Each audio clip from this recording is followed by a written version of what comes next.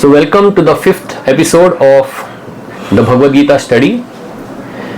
So the spirit of Bhagavad Gita is that we should be learning Bhagavad Gita from the speaker himself.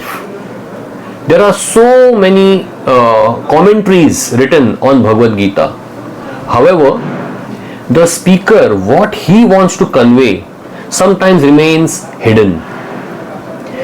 Just like when a person is sick, he goes to the doctor, he gets a medicine.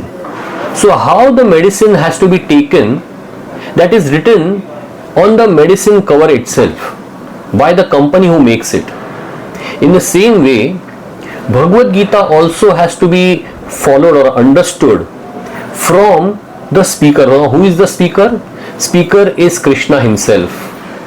So you see, whether it is Shankaracharya or Madhvacharya or Vishnu Swami or Ramanujacharya, all these big acharyas, they follow Krishna to understand Bhagavad Gita. So Krishna is an authoritative person who is approved by all the big acharyas. And if we have understood Bhagavad Gita, then our conclusions should match with the conclusions of Arjuna. So what is Arjuna's conclusion? Arjuna's conclusion is, he says Krishna is Param Brahma, Param Dhama, Pavitram, Paramam Bhavan, Purusham, Shashvatam, Divyam, Adi Devam, Ajam, Vibhum. So this is the description of Arjuna after hearing from Krishna, the Bhagavad Gita. He says that Krishna is Param Brahma. So he is the supreme Brahman. He is Param Dhama. He is the abode of all and everything, all the living entities. He is the supreme abode. He says he is Pavitram. He is the purest of all pure. Then he says that he is a Purusha. Purusha means that he is the supreme enjoyer. No one else is the enjoyer. It is only him. It is his dharma to enjoy. But our dharma is to serve. So, he is the supreme enjoyer. Then he describes him as Divya. So what is Divya? Divya is transcendental, which is not influenced by the three modes of material nature. त्रिगुणातीत, ये जो प्रकृति है, ये तीन गुणों से बनती है, सत्व, रज और तम. इसके बारे में हम और आगे वर्णन करेंगे. तो सत्व, रज, तम, these three gunas, the three modes of material nature, if can influence someone, then that is not, we cannot call it Divya. Divya means someone who is transcendental to all the three modes, and Krishna is Divya. So he is called Divya. Then he is called Adi Devam. That means he is the supreme personality of Godhead. So we see there are so many personalities in our Vedic scriptures, whether it is Rama, Parshurama, or Kurma, or Narsimha, or Vamana. So there are so many personalities. But Krishnastu Bhagavan Swayam. He is the Adi Devam. That is how Arjuna calls him. Then Arjuna calls him Ajam. That means he is unborn. He was never born. So whenever he comes to this material world, that is called Avataran. So he actually is incarnated. He incarnates here. And then he says he is Vibhum. That means he is the greatest. No one like him. So these are the conclusions of Arjuna.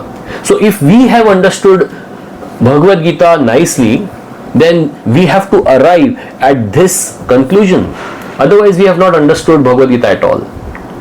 So because Krishna was on the side of the Pandavas, therefore in Bhagavad Gita it is spoken from 14th verse that Pandavas are going to win.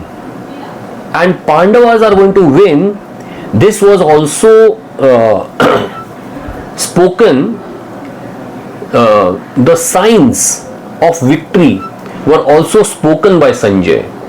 So what are the signs of victory that are given? You also are students of Bhagavad Gita, so you also should make a study. You should read from verse number 14 to 20. You will find that first is Krishna himself. He is on the side of Pandavas. So that is the first reason, that is the first sign of the victory of Pandavas. Then wherever Krishna is there, Srivatsa, the goddess of fortune, is always on his chest. So Lakshmi ji, the goddess of fortune, Saubhagya, so that is also on the side of Pandavas. So that is another sign of victory. Then what is the third sign of victory? The venue itself, Dharma Kshetre, Kurukshetre. So Kurukshetra is called as Dharma Kshetra, and Pandavas were naturally dharmic. They had never done any kind of adharma, whereas the Kauravas, they were completely adharmic.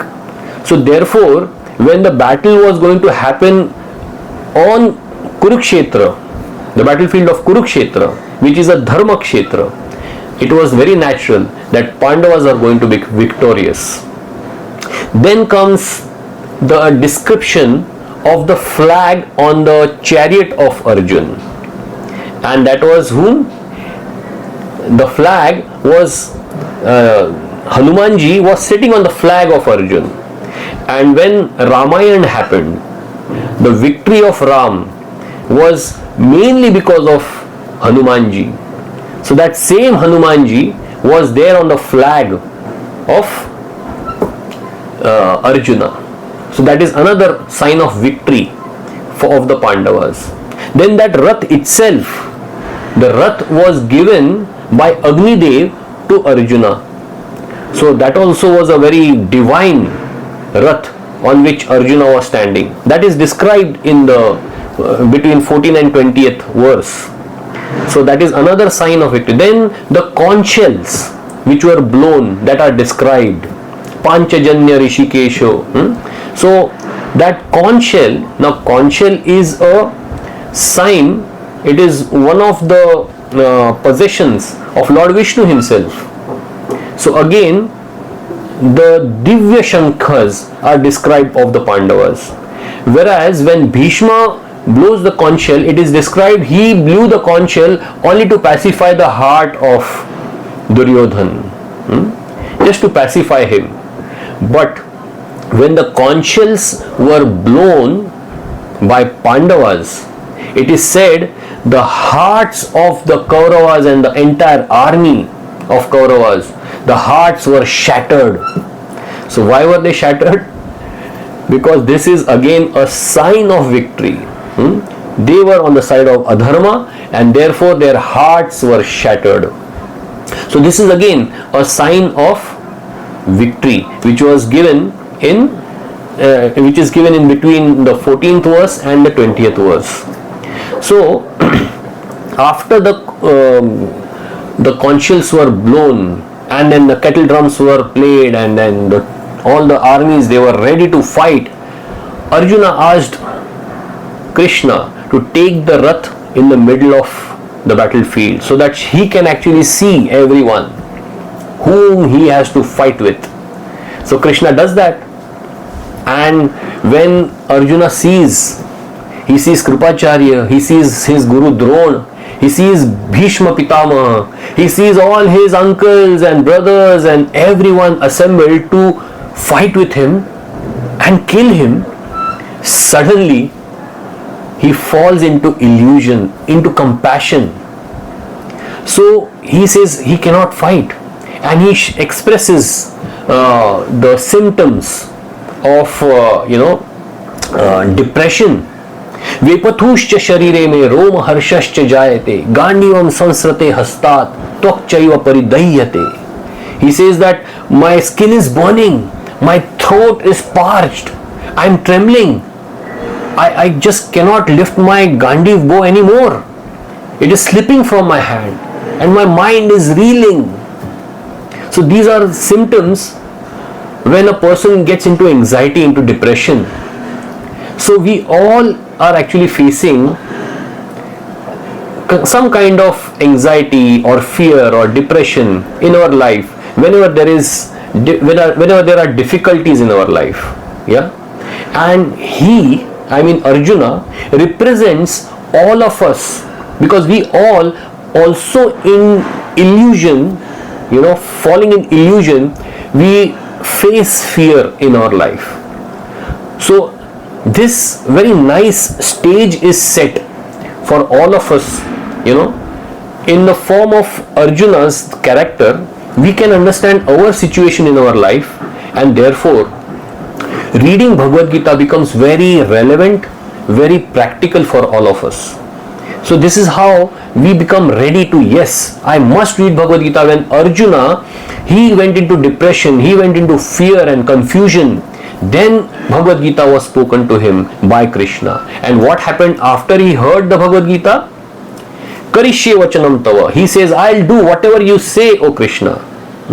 So he went back into his profession, and not only that, he was efficient in his work and he got victory. So this is why we must read Bhagavad Gita. We must read Bhagavad Gita to understand what are the dynamics, how this Prakriti works, who am I, who is God, why do bad things happen to good people. So when we understand all these things, then we become prepared to face the world. So from 28th verse of Bhagavad Gita till 46th verse, Arjuna actually is only giving excuses why he should not fight.